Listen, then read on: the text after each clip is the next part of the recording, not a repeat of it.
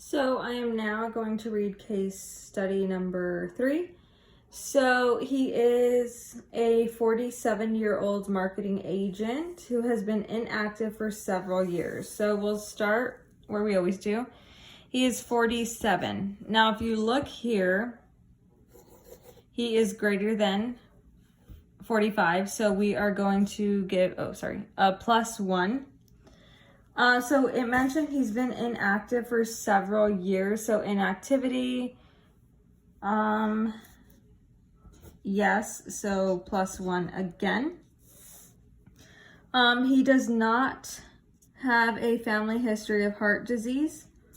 So for family history, no heart disease, no points.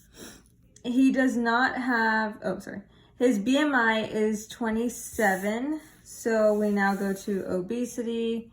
We fill in 27. It is fine. So no points for that. His waist, it did specify 38 inches, 91 centimeters. I just want to reiterate that is fine. His resting BP, so let's go to BP, is 128/84. And as we know, it does not go into here, and it's important that it is and or, and neither of them, so no. His blood chemistry values include total cholesterol, so we'll go here. I'll zoom more.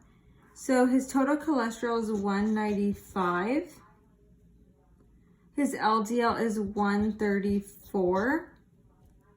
And his HDL is 40.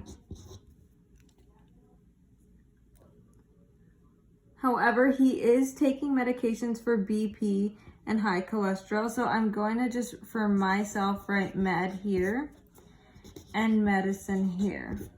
So obviously this is just a synopsis of table 3.1. So I'm going to bring that in because I did not write everything. So for hypertension, it is a risk factor if they are on medication. So I know I had put none, but while reading further, it does mention he is on medicine. So we're going to change that to +1.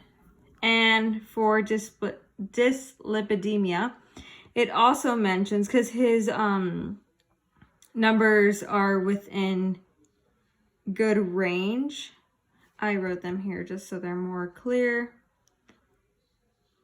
Actually, his LDL is high, but he also is on medicine. So either way, he would be receiving a +1. So we'll continue reading. However, he is taking medicine for BP and high cholesterol. His fasting blood glucose is 88. And he wants to pursue vigorous activity. So that's ambitious. So he's fine on diabetes. It was 88, or his glucose. And let's make sure he didn't mention cigarettes. It is not said, so we cannot go through that. So we will count because this one is more. So 1, 2, 3, 4. So for risk factor, he has 4. 0 signs and symptoms. So now it's risk category. So because it is more than 2 symptoms, or I should say it's not less than 2 symptoms, we are going to classify him as moderate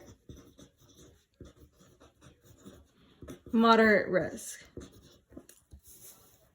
And he does need medical clearance because he has been inactive.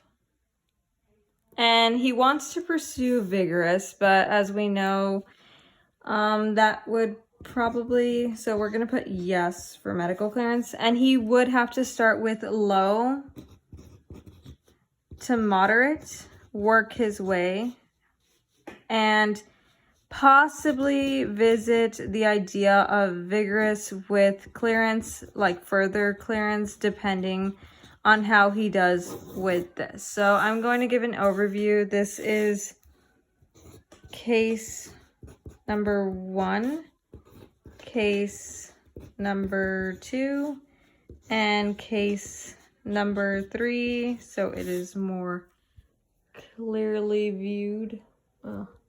Maybe this way. And again, I did get all my information from, well, the case studies and table 3.1.